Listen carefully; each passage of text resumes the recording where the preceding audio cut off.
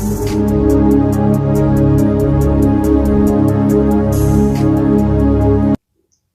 ప్రభువును మన రక్షకుడు అయిన యేసుక్రీస్తు నామమున అందరికీ వందనాలు. దేవునికి స్తోత్రాలు. కృపగలిగిన దేవుడు, దయగలిగిన రాజు మనలందరినీ ప్రేమించి మన బ్రతుకుల్లో ఆయన ఇచ్చిన ఈ నూతన దినమును బట్టి సమస్త మహిమ ఘనత ప్రభావములు యేసయ్యకే చెల్లునుగాక. ఆ దయగలిగిన దేవుడు ఈ నూతన దినములో మనకు అనుగ్రహించిన దేవుని యొక్క వాగ్దానము కృపావార్త. కీర్తనల గ్రంథం 20వ కీర్తన 8వ వచనం. వారు కృంగి నేల మీద పడి ఉన్నారు, మనము లేచి చక్కగా నిలుచుచున్నాము.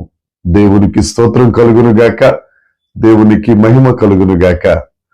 యేసుక్రీస్తు ప్రభువునందు అత్యంత ప్రియమైన దేవుని ప్రజలారా, ఈ దినాన్న దేవుడు మనకు అనుగ్రహించిన వాగ్దానం.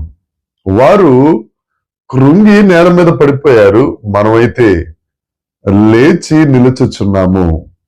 మన శక్తి కాదు, మన బలం కాదు, దేవుని యొక్క ఆత్మ సహాయమే. ఎవరైతే దేవుణ్ణి ఆశ్రయంగా చేసుకుని, ఎవరైతే దేవుణ్ణి ఆధారంగా చేసుకుని, ఎవరైతే దేవుని మీద ఆధారపడి, ఎవరైతే దేవుని యందు ఆనందిస్తుంటారో వారి కొరకు చెప్పబడిన మాట, మనము లేచి నిలుచుచున్నాము. దేవునికి స్తోత్రం. వారైతే పడిపోయారు. ఆ 20వ కీర్తన 7వ వచనంలో మనం చూస్తే, కొందరు రథములను బట్టి, కొందరు గుర్రములను బట్టి అతిశయిస్తారు. కొందరు వారికున్న ధనాన్ని బట్టో, లేకపోతే గుర్రాలను బట్టో, ఆధారాలను బట్టో, లేకపోతే ఇంకొక రకమైన ఉద్యోగాలను బట్టో, దేనో దాన్ని బట్టి లోకాన్ని చూసి వారు అతిశయిస్తారు. మనమైతే మన దేవుణ్ణి బట్టి అతిశయిస్తాం, దేవుణ్ణి బట్టి ఆనందిస్తాం. ఆ ఆనందమే దేవుడు మనకు బలాన్ని అనుగ్రహిస్తున్నారు. లోకాన్ని చూసుకుని ఆశపడు వారందరూ పడిపోయారు, దేవుణ్ణి బట్టి ఆనందించు వారందరూ లేచి నిలబడ్డారు.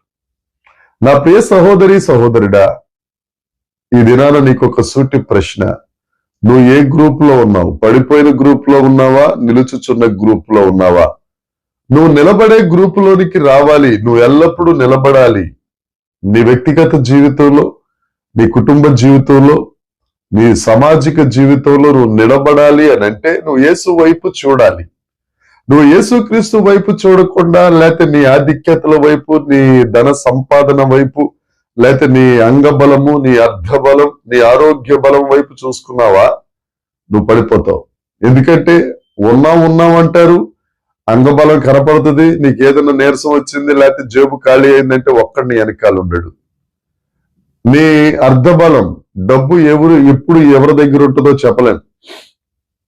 అలాగే నీ ఆరోగ్య బలం, చిన్న దోమ కుడితేనే అలెగ్జాండర్ ద గ్రేట్ ప్రపంచాన్ని జయించిన వాడు ప్రభువునందు నిద్రించాడు. ఏది శాశ్వతం కాదు, ఒకరే శాశ్వతం, ఆయనే యేసుక్రీస్తు ప్రభువు.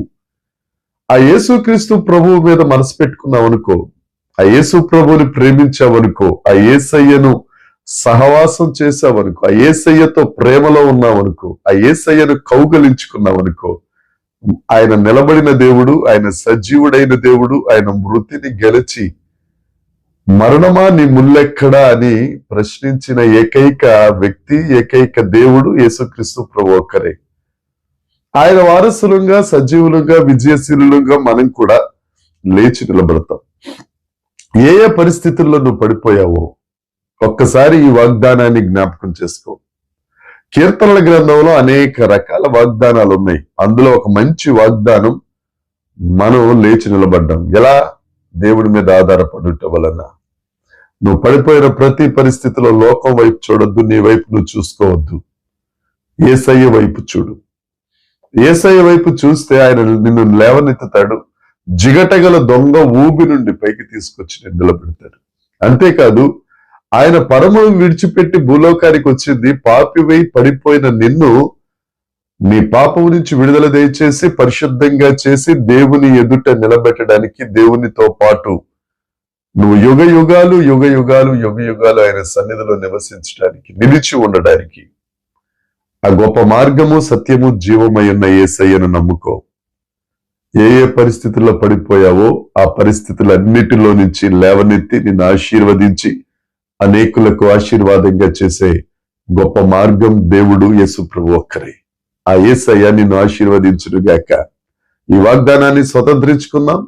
ఈ రోజంతా ఆయన కృపలో, ఆయన యందు ఆనందిస్తూ, ఆయన వలన బలము పొందుకుని మనందరం ఈ దినం ఆయన మహిమార్థమే జీవిద్దాం. ఆమేన్.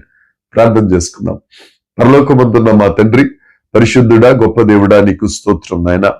ఈ దినాన మీరు మాతో మాట్లాడిన ఈ వాగ్దానాన్ని బట్టి నీకు స్తోత్రాలు. పరిశుద్ధాత్మ దేవుడా, నేను నీ ఆత్మతో నింపబడి మీ మీద ఆధారపడి నీవు విడువరి ఎడబాయిని దేవుడవని జ్ఞానము కలిగి తెలుసుకుని వారమై నీ సన్నిధిలో నిలిచి ఉండే భాగ్యం ప్రతి ఒక్కరికి అనుగ్రహించి మహిమ పొందుమని యేసుక్రీస్తు నామమున ప్రార్థించి అడిగి వేడుకొనుచున్నాము తండ్రి.